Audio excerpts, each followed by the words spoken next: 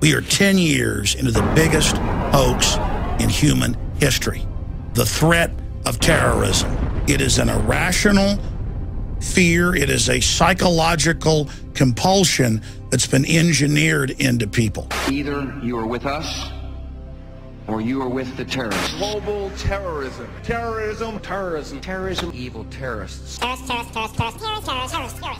Al-Qaeda is still a threat. Many Al-Qaeda groups or Al-Qaeda inspired groups. Homegrown threat. Terrorist threat. Attacking our homeland. When you really pull back from a non-emotional perspective and look at this through a historical lens, you see what a hoax it is.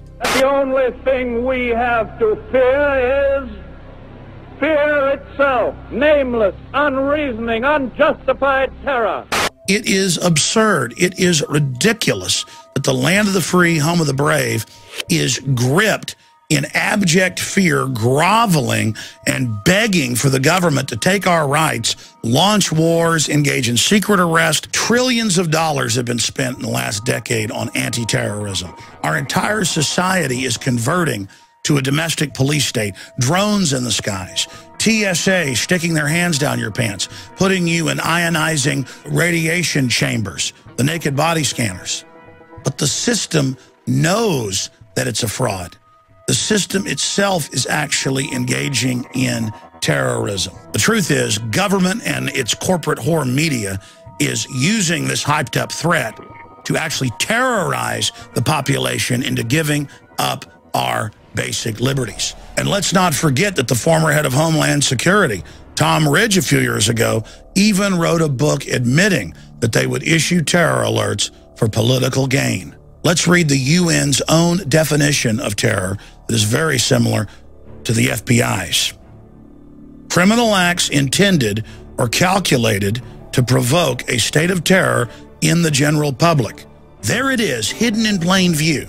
Governments are saying, give up your rights, give us unlimited power and taxation, get behind all these wars for empire, or terrorists are going to get you. That itself is the very definition of terrorism. Now, I'm going to go through some of these statistics. You've got a better chance of dying from a honeybee sting or falling down in your shower than you do of being killed by a terrorist. You have a much better chance of dying water skiing or swimming in your pool or slipping in your bathtub or a deer jumping out in front of you and having a car wreck and dying than you do from terrorists. The numbers are all there. Even Scientific American a few years ago did a big breakdown on this. Let's just look at the numbers. You've got a 1 in 540 chance each and every year of developing fatal cancer. If you look at the wars launched in the name of fighting terrorists, in the case of Iraq, the Iraqis had a 1 in 1,150 chance of dying. Let's look at traffic accidents. In the year 2008, you had a 1 in 8,000 chance of dying in a car wreck. Homicide in the United States, you had a 1 in 22,000 times chance of dying. Let's take terrorism in Northern Ireland during that entire conflict from 1970 to 2007. You had a 1 in 43,000 chance of being killed. If you take all terrorism in the United States from 1970 to 2007, you had a 1 in 3.5 million chance of being killed by a terrorist. And remember, many of those terrorist attacks were actually staged or provocateured to take your freedom. We're not just going to show you the fake threat of terror. We're going to show you the real threats to human society. And we're going to expose the #1 killer of human beings in the last 100 years. This information that you're about to see could save billions of lives. And in every case, these threats flow from the global technocratic elite and their scientific dictatorship. Is that gas? And it's not just that the elite are a threat to the general public. I've analyzed this thing from one end to the other. They're the greatest threat to themselves. But wasn't that the case with Hitler turning east into Russia, or Napoleon, or even Julius Caesar? It's the fact that they're so arrogant, so filled with bravado, and chutzpah that they think they're God. These control freaks are going to bring themselves down, and all the rest of us with them, if we don't wake up and stop them. Of all the real, proven threats to humanity, none of them have killed as many people as government itself. In academia, it's known as democide. But notice, you've probably never heard that, even if you went to college. And you've certainly never seen it on the news or on the Discovery Channel. Oh no, they're too busy telling you about sharks they're going to get you any minute with Shark Week and Bin Laden and we got to stick our hands down your pants. No, you never hear about democide. And it's proven, it's on record, that governments have killed over 260 million people. It's a giant number. So big that it's even hard to grasp. That is the #1 cause of unnatural death in the 20th and now 21st century. And if you look back at the eons before that, it was always #1. Look what George Washington and many others said. Government is like fire. It is a dangerous servant and a fearful master. You bet it is. 260+ million dead. Democide. When your government kills you. To put democide into perspective, it would take 10 sports stadiums, jam-packed with 100,000 people apiece, to represent 1 million souls. China, from 1949 to 1987, the Communist Party killed 76+ million people. And they even admit it. They're proud of it.